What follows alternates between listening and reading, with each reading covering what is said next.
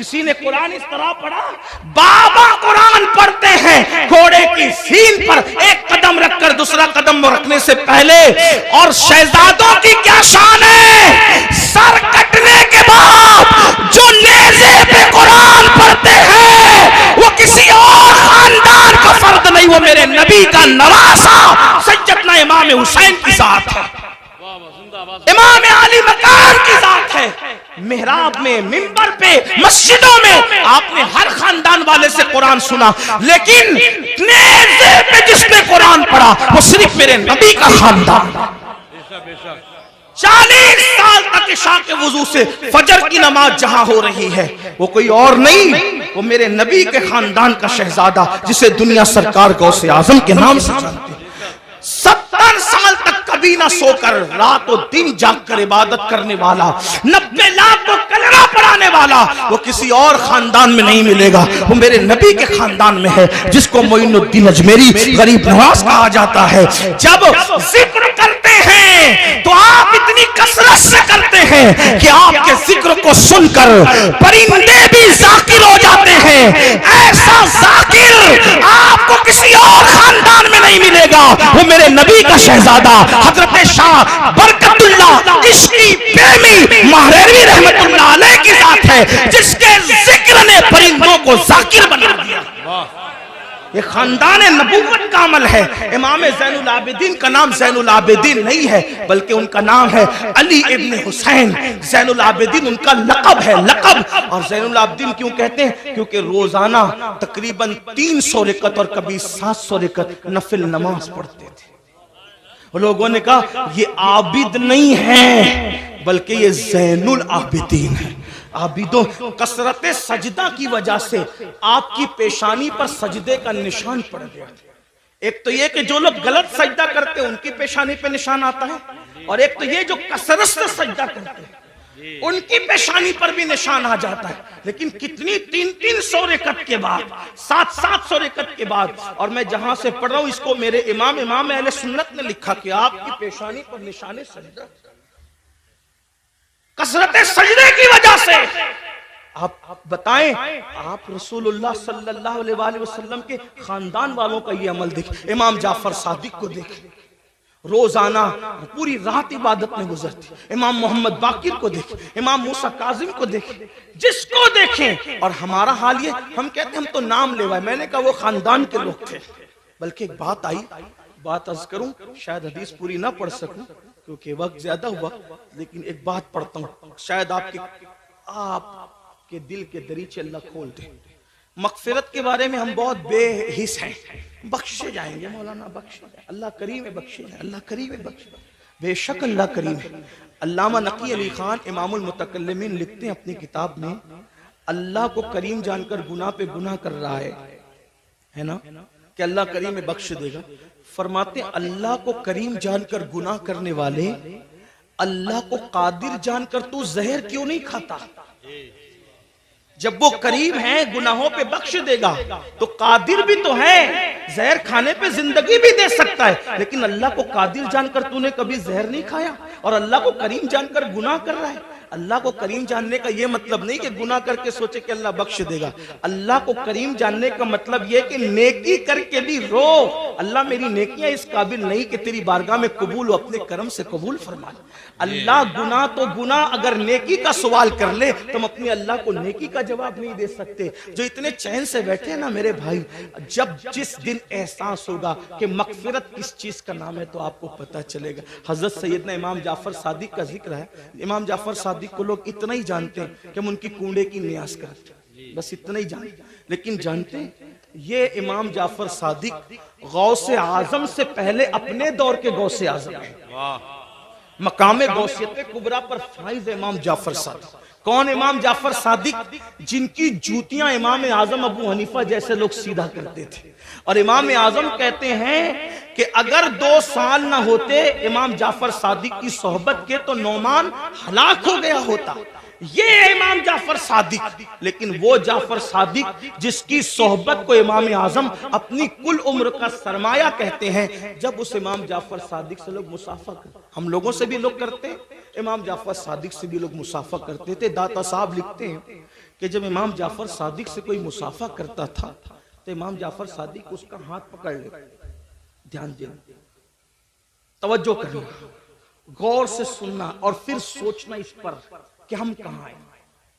امام جعفر صادق جس کے نسب میں کسی کو کوئی اختلاف نہیں، جی اتنا مضبوط سلسلۃ الذہب ہے کہ جعفر صادق بیٹے ہیں امام محمد باقر کے، وہ بیٹے امام زین العابدین کے، وہ بیٹے امام حسین کے، اور وہ بیٹے ہیں حضرت مولا علی کے، اور وہ شوہر سیدہ فاطمہ کے، اور وہ شہزادی رسول اللہ کی. یہ سلسلۃ الذہب ان کا نسب نامہ ہے. ہاں اب امام جعفر صادق سے کوئی مصافحہ کرنے آتا تو آپ اس کا ہاتھ پکڑتے اور ہاتھ پکڑ کر فرماتے وعدہ کر کہ اگر قیامت میں تیری بخشش ہو گئی تو تو اللہ کی بارگاہ میں میری سفارش کرنا کہ اللہ جعفر صادق کو بخش دے، اس کو معاف کر دے. توجہ کریں، اگر اس اسٹیج پر یہ جو بڑے بڑے علماء مفتیان کرام سادات کرام بیٹھے ہیں، مفتی آفاق صاحب کے صاحبزادے ہیں اور بھی علماء ہیں، اگر کوئی کسی عام آدمی کا ہاتھ پکڑ کے کہے کہ اگر تیری بخشش ہو گئی تو میری سفارش کر دینا، مغفرت میری کروا دینا، تو وہ کہے گا کہ حضرت یہ کیسی بات کر رہے ہیں آپ لوگ اللہ والے لوگ ہیں، ہم عوام میں سے ہیں، ہماری نہ غسل ہے صحیح ہے، نہ ہماری طہارتیں صحیح ہے، نہ ہمیں نماز پڑھنے کا طریقہ آتا ہے، آپ ایسی کیسی بات کر رہے ہیں.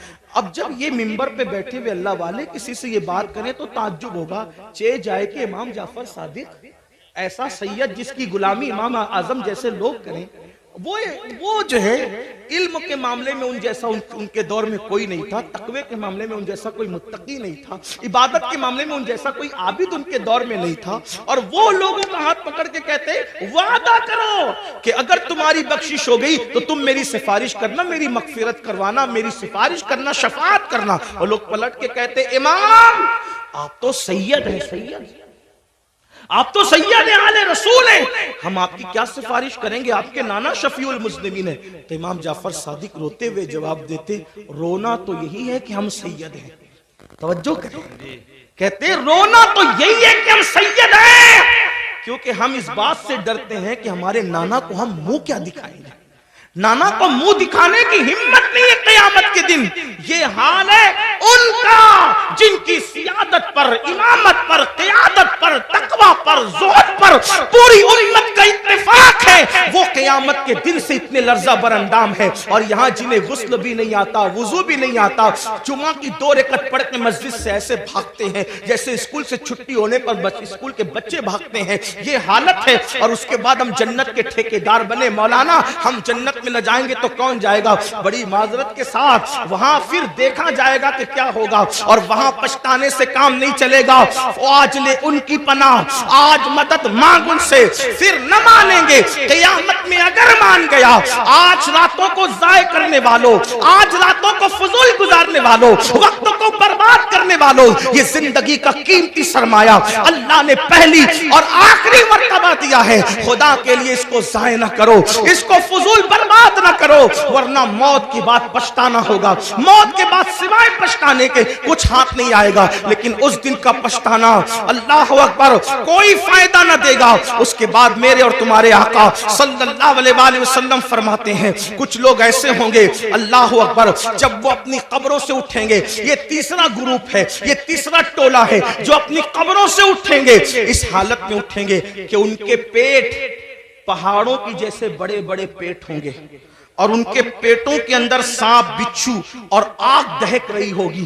صحابہ نے پوچھا آقا وہ کون ہوں گے؟ سرکار علیہ السلام فرماتے ہیں یہ وہ لوگ ہوں گے جو دنیا میں زکوٰۃ ادا نہیں کرتے تھے، زکوٰۃ نہیں دیتے تھے. بڑے بڑے پہاڑوں کی طرح پیٹ لے کر کے اٹھیں گے. آج لوگ زکوٰۃ بھی نہیں دیتے پوری، اور پھر کوئی پیسہ لے کے بھاگ جاتا ہے، کوئی چوری کر لے جاتا ہے، مال ڈوب جاتا ہے، آگ لگ جاتی ہے، کہتے ہیں ہمارا نقصان ہو رہا ہے، نقصان ہو رہا ہے. یاد رکھنا جو پوری زکوٰۃ اللہ کے لیے نکال دے، میرے آقا فرماتے ہیں اس کا مال اللہ کے قلعے میں محفوظ ہو جاتا ہے، اس کے مال کی حفاظت ہو جاتی ہے. پھر چوتھے گروپ کے بارے میں میرے اور تمہارے آقا سچے نبی صلی اللہ علیہ وآلہ وسلم نے نے فرمایا کہ جو چوتھا گروپ قبر سے نکلے گا اس کے منہ سے خون بہ رہا ہوگا اور خون لے کر کے وہ نکلے گا. صحابہ نے پوچھا آقا جن کے منہ سے خون بہ رہا ہوگا وہ کون لوگ ہوں گے؟ آقا ارشاد فرماتے ہیں جو اپنے وعدوں کو توڑ دیتے تھے، وعدہ خلافی کرتے تھے، وہ ان کے منہ سے خون بہ رہا ہو. آج میں سمجھتا ہوں کہ شاید وعدہ خلافی کو گناہ بھی نہیں سمجھتے لوگ. دیکھیں حالانکہ میرے آقا علیہ السلام نے فرمایا مومن اور منافق میں فرق یہ ہے کہ مومن جب وعدہ کرتا ہے تو پورا کرتا ہے اور منافق وعدہ کرتا ہے اس کو پورا نہیں کرتا، توڑ دیتا ہے. کتنے وعدے کرتے ہیں، اللہ سے وعدہ کیا اس کا خیال نہیں، پیر سے وعدہ کیا اس کا خیال نہیں. آئیے وعدے کی وفا کے حوالے سے ایک حدیث سنے کی روایت سے. اللہ اکبر. ابھی اعلان نبوت نہیں ہوا، اعلان نبوت سے پہلے اللہ کے رسول علیہ الصلوۃ والتسلیم بازار گئے. بازار جانے کے بعد اللہ کے حبیب علیہ السلام کو ایک شخص نے کہا یہاں رکو میں ابھی آتا ہوں.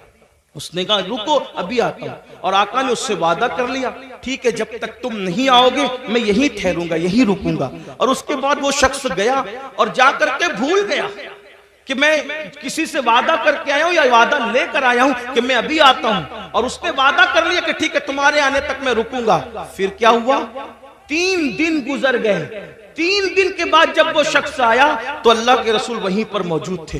اس نے پوچھا آپ یہاں؟ فرمایا تم سے میں نے وعدہ کیا تھا کہ جب تک تم نہیں آؤ گے میں یہیں رکا رہوں گا، اسی لیے میں یہاں رکا رہا. اور پھر میرے آقا نے نہ اس سے لڑائی کی، نہ جھگڑا کیا، نہ اس کو ڈانٹا، بلکہ صرف ایک جملہ کہا اے شخص تو نے مجھے مشقت میں مبتلا کر دیا، تو نے مجھے تکلیف میں مبتلا کر دیا. یہ اعلان نبوت سے پہلے کا وعدے کا وفا کرنا تھا. جب میرے آقا نے نبوت کا اعلان کیا تو یہی واقعہ اس شخص کے ایمان لانے کا سبب بن گیا کہ جو شخص انسان سے کیا ہوا وعدہ اس کے ساتھ بے وفائی نہیں کرتا وہ جھوٹا نہیں ہو سکتا، وہ سچا ہے. تو جو وعدے کے خلاف کرے. آج تو یہ بھی ہوتا ہے کہ کسی لڑکی سے پیار کی بات کی، محبت کی بات کی، افیئر کی بات کی، رشتے کی بات کی اور پھر کہا تیرے ساتھ شادی کریں گے اور پھر شادی کے نام پہ اس کا شباب لوٹ لیا، اس کے ساتھ زنا کر لیا، اس کے ساتھ ساری رنگریلیاں منا لی، سارا کھیل کود کر لیا اور اس کے بعد کہا اب تیرے ساتھ شادی نہیں کریں گے کیونکہ تو اس قابل نہیں ہے، تیرے اندر یہ عیب ہے، یہ عیب ہے، یہ عیب ہے. یاد رکھنا کسی پہ ظلم کرنے والوں اچھی طرح یاد رکھنا پہلی بات تو افیئر کرنا جائز نہ تھا، پہلی بات تو ناجائز تعلقات کرنا جائز نہ تھے، پہلی بات تو کسی لڑکی سے دوستی کرنا جائز نہ تھی. اور اگر کی تھی اور وعدہ کیا تھا اللہ اکبر تو زنا اور اس کے ساتھ تنہائیاں جائز نہ تھی. اللہ اکبر. اب اس کا شباب لوٹ کر اس میں عیب نکال کر اس کو چھوڑ کر ایسے بھاگتے ہو جیسے پھولوں کا رس چوس کر کے بھورا بھاگ جاتا ہے، دوبارہ ادھر کا رخ نہیں کرتا. تتلیاں پھولوں کا رس چوس کر دوبارہ ادھر کا رخ نہیں کرتی. کسی کے شباب سے کھلواڑ کر کے، کسی کے حسن سے کھلواڑ کر کے، کسی کی آبرو سے کھلواڑ کر کے پھر اس کو چھوڑ کر نئے شکار کی تلاش میں جانے والوں جان بوجھ کر کے کسی کی آبرو کے ساتھ سودا کرنے والوں سنو اللہ کے حبیب علیہ السلام ارشاد فرماتے ہیں. فقیہ ابو اللہ سمرقندی اپنی کتاب میں لکھتے ہیں کہ اگر کسی نے کسی چڑیا سے بھی کھیل کر اس کی زندگی کو ختم کیا ہوگا، کسی نے کسی چڑیا کی زندگی سے کھیلا ہوگا، نہ کھانے کی حاجت تھی نہ شرعی کوئی معاملہ تھا، صرف اپنے نفس کے لیے چڑیا سے کھیلا اور اس کو مار ڈالا، کھیلتے کھیلتے اس کی زندگی کو ختم کر دیا. آقا فرماتے ہیں وہ مری ہوئی چڑیا جس کی زندگی سے تم نے کھلواڑ کیا تھا جب قیامت کا دن ہوگا تو اللہ کی عدالت میں فریاد کرے گی مولا آج عدل کا دن ہے، آج انصاف کا دن ہے، مولا مجھے عدل چاہیے، اس شخص نے میری زندگی سے کھلواڑ کیا تھا. آقا فرماتے ہیں اس ننھی سی چڑیا کی شکایت بجلی کی گھن گرج کی طرح ہوگی. جیسے بجلی کڑکتی ہے ویسے ننھی سی چڑیا کی آواز میں گھن گرج ہوگی اور جس کی شکایت چڑیا کر رہی ہوگی اس کا حال یہ ہوگا وہ پہاڑوں جیسی نیکیاں لے کر آئے گا. اللہ ارشاد فرمائے گا آج عدل کا دن ہے، آج انصاف کا دن ہے. اور پھر میرا اللہ فرمائے گا جس نے چڑیا کی زندگی سے کھلواڑ کیا آج اس کی نیکیاں نہیں دیکھی جائے گی, اس کو منہ کے بل گھسیٹتے ہوئے جہنم میں ڈال دیا جائے. آپ سے پوچھنا چاہتا ہوں, نفس کے پجاریوں سے پوچھنا چاہتا ہوں, نفسانی خواہشات میں ڈوبے ہوئے انسانوں سے پوچھنا چاہتا ہوں, اگر کسی چھٹاک بھر کی چڑیا کی زندگی سے کھیلا ہوگا تو پہاڑوں جیسی نیکیاں رد ہو جائے گی اور انسان جہنم کا ایندھن بنے گا. جس نے لڑکیوں کی زندگی سے کھیلا ہوگا, آبرو سے کھیلا ہوگا, اس کا انجام کیا ہوگا؟ اللہ کے بندو, یہ دنیا ہی سب کچھ نہیں ہے, یہ دنیا کی رنگریزیاں ہی سب کچھ نہیں ہے, یہ دنیا کے مزے اور مستی سب کچھ نہیں ہے, یہ دنیا کا عیش و آرام سب کچھ نہیں ہے. اس دن کے بارے میں ڈرو جس دن کے بارے میں قرآن کہتا ہے یوم یقوم الروح والملائکہ صفا لا یتکلمون الا من اذن. اس دن جبریل امین اور سارے فرشتے اللہ کی ہیبت سے کانپتے ہوں گے, کسی میں کلام کرنے کی جرات نہیں ہوگی. اس دن اپنا کیا ہوگا؟ جس دن انبیاء کی زبان پہ نفسی نفسی ہوگا, اس دن اپنا کیا حال ہوگا؟ اس لیے لوگ لڑکیوں کی زندگی سے تو کھیلتے ہیں, خود کی بیوی کا اگر سالن میں نمک زیادہ ہو جائے تو طلاق دے دے, مارے پیٹے. یاد رکھنا, اچھی طرح یاد رکھنا, یہ دنیا ہے, یہاں عیش کرنے, آرام کرنے, ظلم کرنے نہیں بھیجا. قرآن کہتا ہے الذی خلق الموت والحیات لیبلوکم ایکم احسن عملا, کہ اللہ نے زندگی اور موت کو اس لیے پیدا کیا کہ اللہ تمہیں آزمائے کون تھوڑی سی زندگی کو پا کر اچھا عمل کرتا ہے. اس کے بعد اب یہ آخری بات